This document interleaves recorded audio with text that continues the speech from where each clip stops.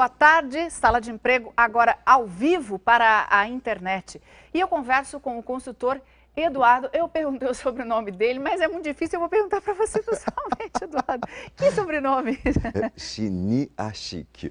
Chique. É chique demais. Eu vou começar te perguntando sobre um mapa que a gente mostrou, que é muito curioso, que a gente terminou a Sala de Emprego no Jornal Hoje, sobre a distribuição dos médicos no Brasil. Às vezes o médico diz, estou ganhando pouco em São Paulo, e a gente ouve alguém lá em Roraima dizer, está faltando médico aqui. E o mapa mostrou muito bem isso, quer dizer, no interior do país faltam médicos. Há uma má distribuição geográfica? Sim. Quando a gente pensa em números de médicos por habitantes, é compatível com a Europa e Estados Unidos. A distribuição. Então, quando a gente vê esse acúmulo de médicos dentro da faixa litorânea, que é faixa litorânea do Nordeste, que eu diria que é difícil demais morar ali, na faixa Sudeste e Sul. Então, quando a gente vai ver essa localização, é onde tem as grandes cidades, onde tem recursos, onde tem hospitais. Quando a gente vai olhar para o interior, a gente vai ver que há uma carência extrema de um médico e também de estrutura para que esse médico exerça a sua função. Então, muitas vezes o desafio não é simplesmente a gente dizer assim, vamos fazer essa distribuição, porque o salário, ele é ótimo. Muitas vezes ele vai estar ganhando, assim, médico recém-formado vai estar ganhando de 7 mil até ofertas astronômicas de 30 mil, que muitas vezes não se concretiza com o que efetivamente esse profissional vai receber. Porém, as ofertas são fantásticas. Porém, aí eu diria, ainda falta estrutura para que esses médicos possam exercer. Então, se a gente estiver falando de médicos, a gente vai estar falando de necessidade de enfermeiros, a gente vai estar falando de necessidades de fisioterapeutas, terapeutas ocupacionais, a gente vai estar falando de carência de odontólogos, a gente vai estar falando que dentro da área os profissionais de saúde são carentes dentro do norte, dentro dessa área de fronteira seca, mas principalmente onde falta recursos para que eles exerçam. A gente já está recebendo, viu, Eduardo, pergunta da internet, você também pode mandar sua pergunta para cá para o Eduardo responder. A Silvia Sobral, procuro vaga na área de hotelaria hospitalar, mas não está fácil. Quando há vaga, o salário é muito baixo. Existe preconceito por causa de idade? O ponto dentro da hotelaria, eu costumo sempre dizer assim que o ponto é o recurso, assim, a experiência que ela tem anterior. Hoje, se a gente estivesse pensando, por exemplo, em um Einstein, em um sírio-libanês, a gente estaria falando de contratação com uma larga experiência e dentro dessa experiência ainda teria o quê? São instituições que prezam muito por uma qualidade pessoal, não só técnica. Isso é, o quanto a pessoa ela é atenciosa, o quanto ela... Então, quando a gente olha esse nível hoje de hotelaria dentro das instituições, a gente vai estar falando de requer cada vez mais especialização. O salário inicial, ele não é grande. Eu diria assim que hoje, se a gente estiver falando em torno de 600, 700, não é um salário que a gente diga assim, altíssimo. Porém, eu sempre digo, o ponto de crescimento dentro da área de hotelaria hospitalar, ele está em crescente. Principalmente quando a gente fala assim, mesmo nas grandes cidades, a carência de leitos é muito grande. Então, quando a gente fala, vão abrir novos hospitais, por exemplo, um exemplo que nós temos aqui é o Hospital São Luís. O quanto ele tem crescido em unidades. Em São Paulo, a gente olha e se diz, tem crescido muito. E essa tem sido a demanda em todas as cidades, principalmente cidade de interior, cidade no norte. Hoje, eu diria assim, principalmente com essa chegada do movimento da Copa, os hospitais vão ter que ser melhor aparelhados, melhor instrumentalizados para que haja essa demanda. Então, com certeza, vai aumentar as vagas, com certeza, mas o ponto é, sempre que a gente pensar como ter uma melhor faixa salarial, a gente vai estar falando de, é importante que invista também em especialização em cursos. Vamos ver mais uma outra pergunta, vinda da internet. Rodrigo Silva, sou técnico em logística. Como aproveitar oportunidades na área de saúde? Dentro da área pública, dentro do setor público, hoje, cada vez mais, a logística se torna fundamental. Então, quando a gente pensa, por exemplo, muitas vezes o lote todo de medicamentos, ele chega dentro de uma unidade central e ela vai ser distribuída para as várias cidades e o setor de logística passa a ser de fundamental importância. Por isso que a gente vai ver disparates como a gente vê no passado. Isso é, quando o lote de medicamento chega, ele já está quase vencido, ele já está pronto para ser devolvido para os laboratórios. Então, o setor de logística hoje, dentro do setor público, ele tem se tornado cada vez mais profissionalizado. Dentro do setor privado, com toda certeza, ele já é profissionalizado. Então, o setor público ele está aumentando e ele está mudando a cara, ele está criando uma cara cada vez mais profissional e o setor privado, com certeza, já é profissionalizado e necessita. Pergunta do Tiago Ferreira, as melhores oportunidades são apenas para médicos? Eu diria que hoje, dentro da área de saúde, por exemplo, se a gente for ver aqui em São Paulo, há uma demanda de 4.500 médicos e a gente vai ver que uma demanda de vagas de 4.800 vagas para enfermeiros. Então, quando a gente fala assim, ok, está aumentando a demanda de médicos, mas está aumentando a demanda de enfermeiros, da área de biomedicina, de biotecnologia. Vamos aproveitar já a pergunta da Thalita, estamos aqui, né? Daqui de São Paulo. Thalita. As áreas de microbiologia, biomedicina e biotecnologia estão em alta no mercado de trabalho? Elas estão em alta. Hoje, a gente, por exemplo, se a gente for ver vagas que estão sendo abertas, em torno de 2.500 vagas dentro dessa área. Então, quando a gente vê, está aumentando. Por exemplo, uma área que está muito em baixa é a terapia ocupacional. Em termos de vagas, hoje a gente teria 44 vagas que estão sendo solicitadas aqui em São Paulo para a terapia ocupacional. Porém, fisioterapia está aumentando, a gente vai ver que, por exemplo, dentro da área de saúde e da área de educação, uma profissão que está em alta é TI. Tecnologia da informação.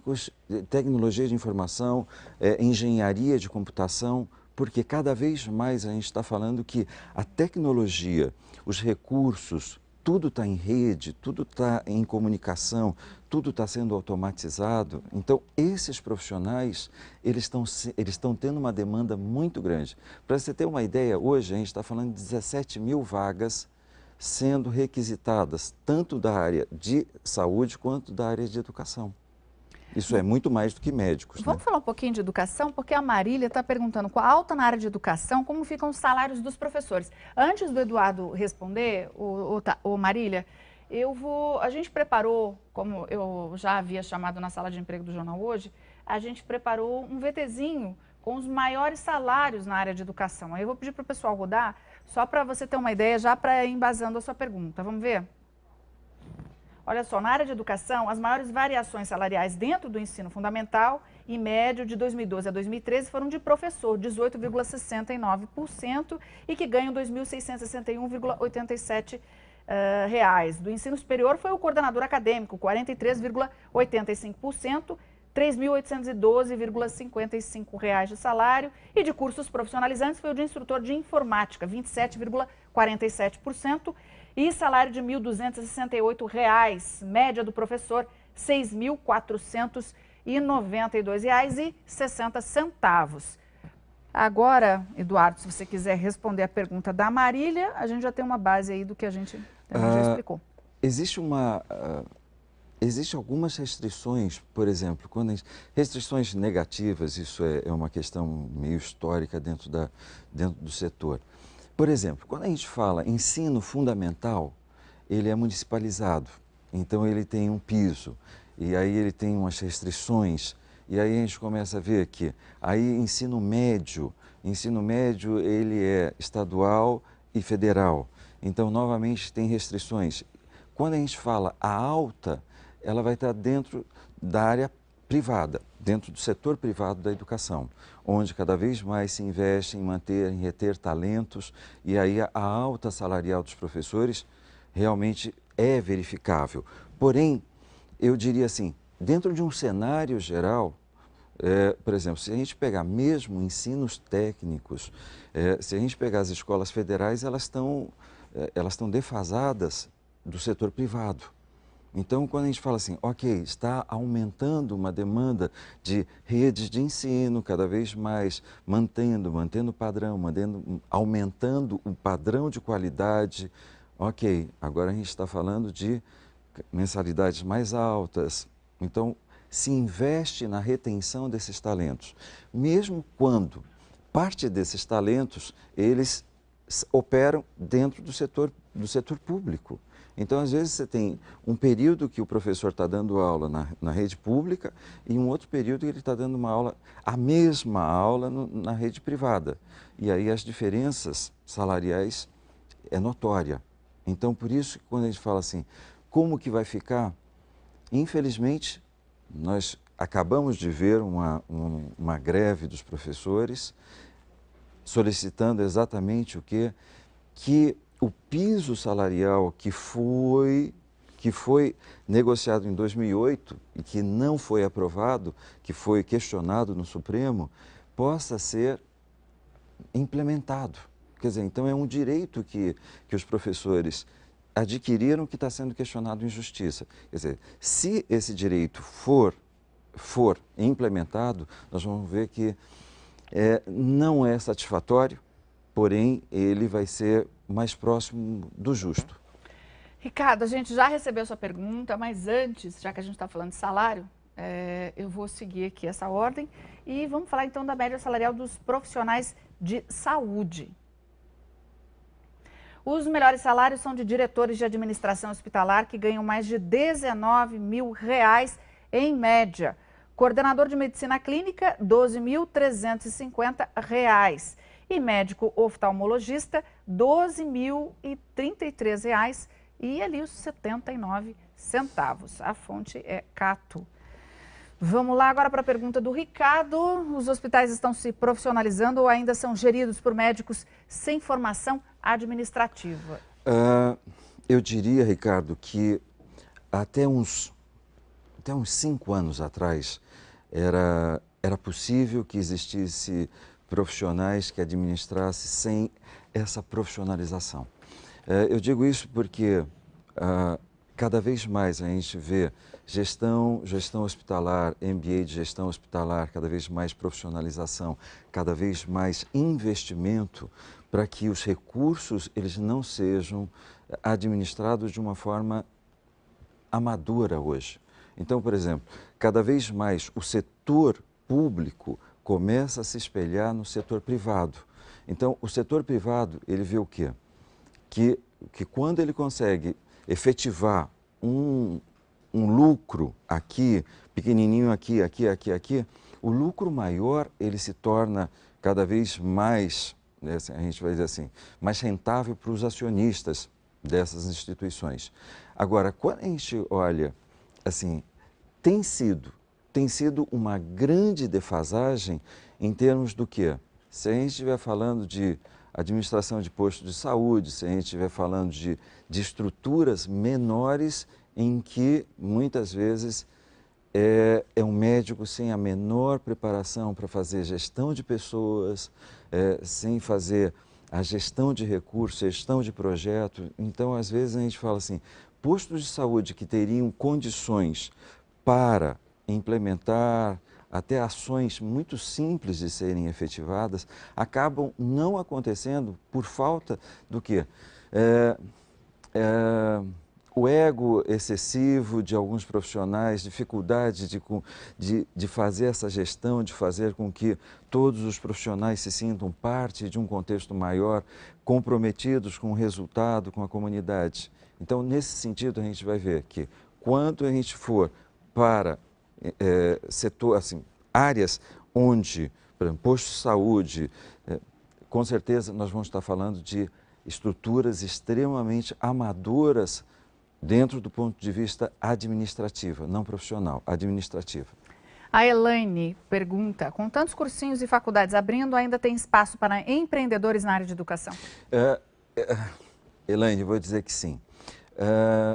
Hoje, uma das coisas que me chama muito atenção, quando eu acabo de fazer um giro pela Inglaterra, Índia, Nepal, Catar, Itália, Estados Unidos, para observar exatamente essa área da educação. Hoje a gente está falando do quê?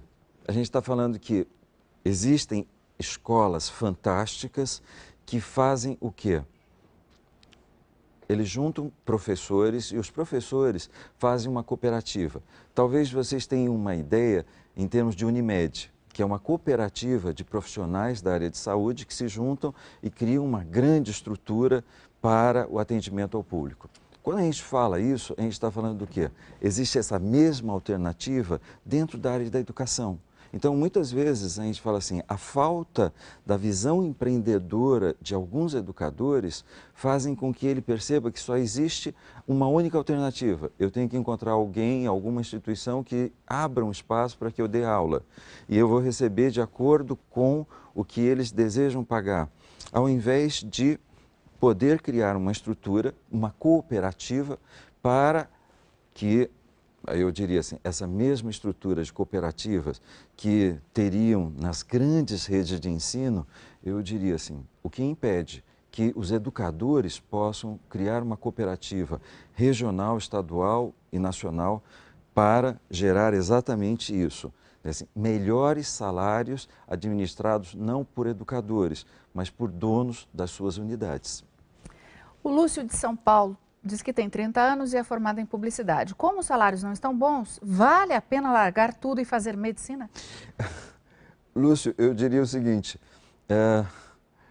eu estava falando isso para minha filha um dia, eu conheço médicos que estão passando fome, eu conheço médicos que não sabem onde enfiar dinheiro. Então, o ponto é, muitas vezes, não é onde está dando mais, onde está dando menos, mas é onde você está mais apaixonado por aquilo que você faz. Por quê? Porque se você enfrenta dificuldades e não é apaixonado por aquilo que você faz, você não brilha. Quando você não brilha, você não é reconhecido, você não é valorizado. Sabe? As pessoas não vão começar a disputar o seu passe à tapa e querer pagar o que você merece. Eu vou usar uma frase que eu ouvi de um dos bilionários brasileiros e em um jantar ele me falou o seguinte, toda empresa ela vai pagar muito menos do que você merece, porém ela vai pagar muito mais do que você ganharia se você não estivesse nessa empresa. Isso é, em alguns momentos, as pessoas se esquecem de ter uma visão empreendedora. Mesmo quando está dentro da empresa, é o quê? O quanto essa pessoa está realmente brilhando, fazendo, sendo notado, sendo percebido. É um talento que ninguém quer perder. O quanto ele está investindo, o quanto ele está... Então, eu sempre digo que, por isso que me impactou muito isso. A empresa paga menos, mas se você não estivesse nessa empresa e estivesse no mercado, talvez você não ganharia o que ganha-se dentro da empresa. Então, por isso, Lúcio, o ponto é, a primeira referência, o que você é apaixonado. Em cima do que você é apaixonado, investe em fazer o quê? Sabe assim, cursos, especializações, coisas que sempre criem o quê? O diferencial daquilo que você faz. Então, eu sempre digo para o pessoal, jamais gaste energia para ser o número 1 em nada na tua vida. Gaste toda a energia para ser sempre o único que existe dentro disso. Existem outros, mas como você não. vai ser na publicidade, vai ser na medicina, assim, onde quer que você esteja. Se você escolher medicina, não queira ser o número 1, queira ser o único. O Pitangui não gasta a mínima energia para ser o número 1, né, em cirurgia plástica. Por quê? Porque o tempo todo ele está sendo referência, ele está sendo o único. Dentro dos negócios, o Google não trabalha para ser o número 1 em nada, né? Ele trabalha sempre para o quê? Para ser o único. Quando você pensa em alguma coisa, ele vai estar lá. Então, essa dimensão que muitas vezes... Estou tentando saber se eu estou trabalho para ser o número 1 ou para ser a única. Assim, essa coisa, né, Verusca, que a gente diz assim, nas mínimas coisas que a gente faz, assim, é onde a gente está brilhando. Mas uma curiosidade, antes que eu perca o raciocínio. O que a sua filha faz? A minha filha está fazendo moda. Então... Então tá bom. Então, a pergunta do Rodrigo aqui de Campinas. Com a inserção da tecnologia na educação, faltam profissionais que preparem os professores para a utilização dessas ferramentas? Falta. Que desespero. Falta. Rodrigo, essa sua resposta foi... eu brigo porque muitas vezes está se investindo em dar tablets para professores, notebooks para professores e tal. E aí eu falo, pô, bacana. Aí eu vejo o professor lá brincando com joguinhos. Aí eu falo assim, mas ok. Então, o quanto este educador ele está sendo preparado para usar essa ferramenta. Então, não dá para eu pegar um tablet e ficar passando joguinho para um aluno, para 2 alunos, para 3 alunos. Quer dizer, não rende. Quer dizer, então, o fator tecnologia, a preparação tecnológica para que esses professores possam incorporar a tecnologia, de alguma forma a gente ouve demais. A tecnologia, a educação está competindo com videogame, está com internet e tal. Eu falei assim, jamais isso é restritivo, né? Tudo isso é para que a gente perceba que existem recursos. Mas um dia eu perguntando para um aluno, eu falei assim, se você pudesse escolher, né, com quem você gostaria de ter aula? Com Aristóteles ou com o Zuckerberg? Aí ele falou assim, putz, professor, eu adoraria assistir aula com Aristóteles. Pô, mas o cara é o pai do Face e tal. Como que... Ah, pô, mas o Aristóteles é o cara. Né? E a gente olha e se diz, a parte da tecnologia, a gente precisa ter alguém brilhante usando isso. Não adianta a gente simplesmente achar que, né, a distribuição de tecnologia vai suprir a necessidade que esses alunos têm de encantar, de se sentir encantados. Gleise, o setor de recursos humanos no setor hospitalar é bem remunerado? Tem espaço para este profissional? Nós estamos falando de uma faixa inicial de 2,5 a alguma coisa que vai girar em torno de 10, 12 mil. Então, a gente vai estar falando dessa variação de alguém que entra dentro de recursos humanos. Hoje, o setor de recursos humanos hospitalar é de fundamental importância, até mesmo quando eu estava ouvindo a matéria, isso é essa unidade.